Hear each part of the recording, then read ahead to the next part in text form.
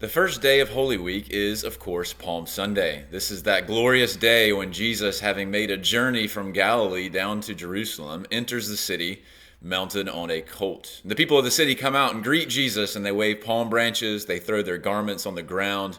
They greet him as a conquering king. Scholars, for this reason, often call this entrance into the city the triumphal entry of Jesus.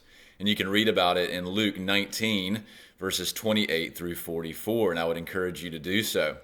But of course, if you know where this ends, if you know what happens over the next few days, these very same people who come out and proclaim Jesus as their king and shout with songs of praise will also, in just a matter of a handful of days, shout for him to be crucified.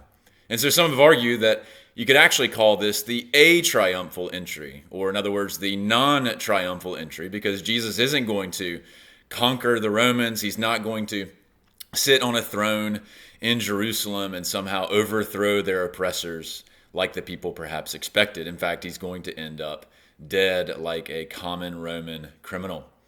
But actually, and so there's some truth to that you could call it the a-triumphal entry, but as a Christian, we actually know that ultimately it is a triumphal entry. It's just not the triumphal entry that we expected.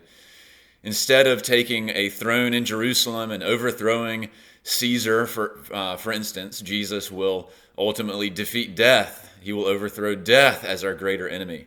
And instead of having a reign of a handful of years on a throne that's replaced in Jerusalem or something like that, Jesus will die, resurrect, and eventually, in a matter of days, ascend to the real throne where he will rule over all creation, not just over a patch of land in Palestine. So in that sense, it really is the triumphal entry. It's a death march of Jesus, but it will ultimately be his victory march.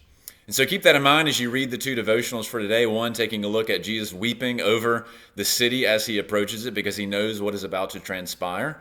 And then looking at the people's response to Jesus on this day and how, on the one hand, it was right, on the other hand, it was mistaken. May God bless you today as you reflect on this first day of Holy Week.